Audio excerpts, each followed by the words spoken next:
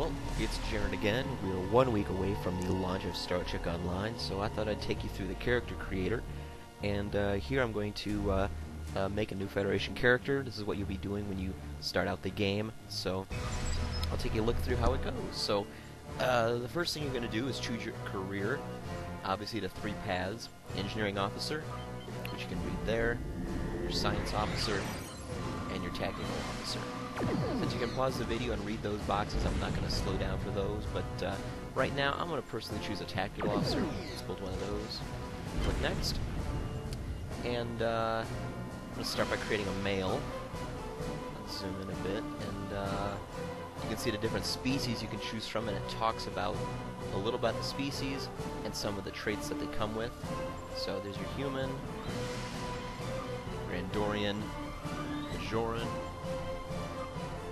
a Benzite, a Betazoid, a Bolian, Saurian, a Trill. Note this is not a Join Trill. A Join Trill is a separate bonus for pre-ordering, so you're an unjoined Trill. You can be a Vulcan, or you can just choose an alien and pretty much create your own species. For the sake of this video, though, I'm going to take an Andorian. We'll work with him and see his trait that he starts with, and you can choose 3 more. So we hit Next, we go to the screen and choose 3 traits. Now, if we had chosen that alien and made our own species, we could choose all 4. So let's go and see which ones here we might want to do for a Tactical Officer. Different traits. I'm just going to choose something almost totally at random, since I'm just doing this for the sake of this video. Let's do Peak Health. We'll do Elusive. And we'll do Resilient for some damage resistance. So once we got our 4 traits, those 3 we chose plus the one that's already chosen because of our race, now we move on. And here we are customizing the head of our character. We can choose different variants that already exist, should we choose to. I'm going to take... doesn't really matter which one I take. You can see the color changing as we're choosing different ones. So if we were to take variant 5, we can then take the color, change whatever we want to. Or if we want, we can even hit this randomize button down here and just get a totally random face. You'll randomize all of the different characteristics that you can change. We'll take this guy. If we want to, we can go to Advanced, and here there's a whole another set of options that we can go through. Starting with the head, we can change the basic head type if we want, modifies it a bit. Skin type, obviously Andorian. We can change the color though if we feel like it. We'll keep it back over. Let's put it, that looks good. Age, complexion. So, if you want him older or younger, that's possible. Keep it on age 3 where it's at now with the random. Forehead details.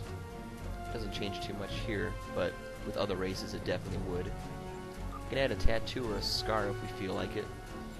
Being a Tactical Officer, perhaps this is someone that has seen battle a few times. So let's give him that one. Oops. Then we can choose how strong it comes out. I'll say it's a pretty bad tattoo, or scar rather. We're going to change the positioning on the face wherever we want it.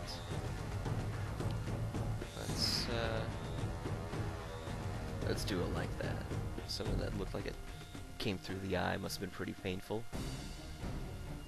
Change the hairstyle to wherever we want. Some of those definitely make for some unique appearances.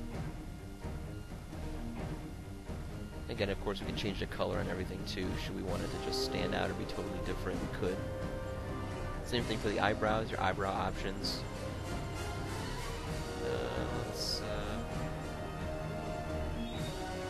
I think we'll keep it on the default that it was on the random. Yeah, we'll keep the color. Mouth accessories.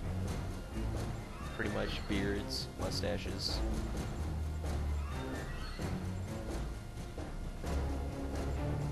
know, some of these obviously are more for creative talent. It's not often that you see an Andorian looking like that, but for the sake of this video, we'll go with it. You can change the overall size of the head, your width of your head. If you notice, it's very subtle as it's changing it, but it is changing the overall width of the head. Same with the neck bulk, changing that, but we now also have things like cranium, eyes, nose, different things that you can mess with. Size of the nostrils, should you feel to get down to that much detail, as you're creating a character perhaps to look like somebody, maybe yourself. But once you've gone through all these, then you hit next. Now you customize your body. Different variants, pretty much different presets for someone taller. Perhaps you want someone a little thicker. So just take we'll take the tall one, and we'll go advanced again. And you can change the base height. So whatever you think. Make this guy 6'6", just so he stands up above most of the average size players. People go average. Change the torso width if you want. Shoulder bulk. Shoulder width. We'll make him wide up in the shoulders. Let's drop the stomach down. He'll be looking a little more like a animated hero at this point, but nothing wrong with that. Arm length, give him some longer arms. Lower the let's lower the arm bulk, why not?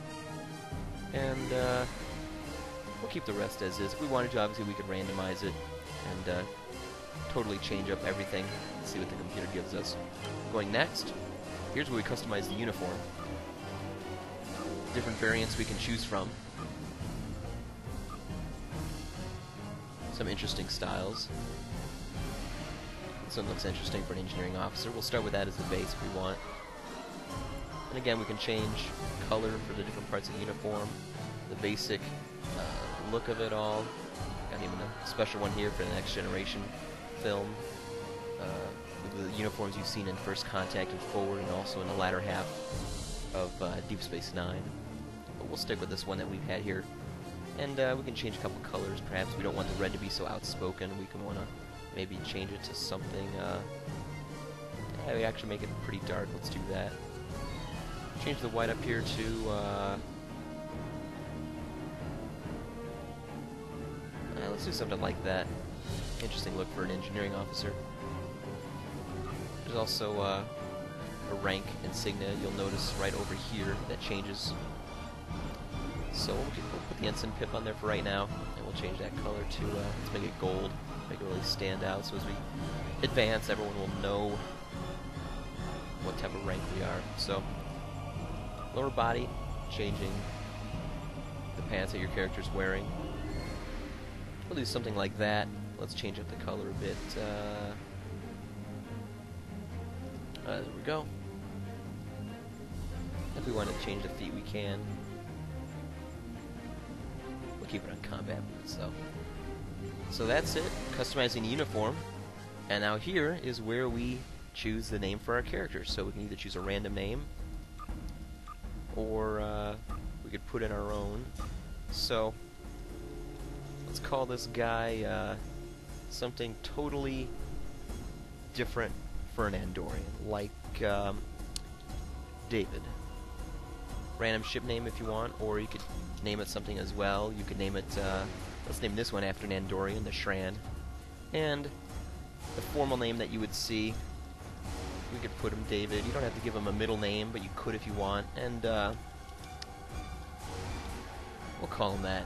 If you wanted to put a biography down here, you could, but you can always fill that out later. But that was a quick overview of the character creator.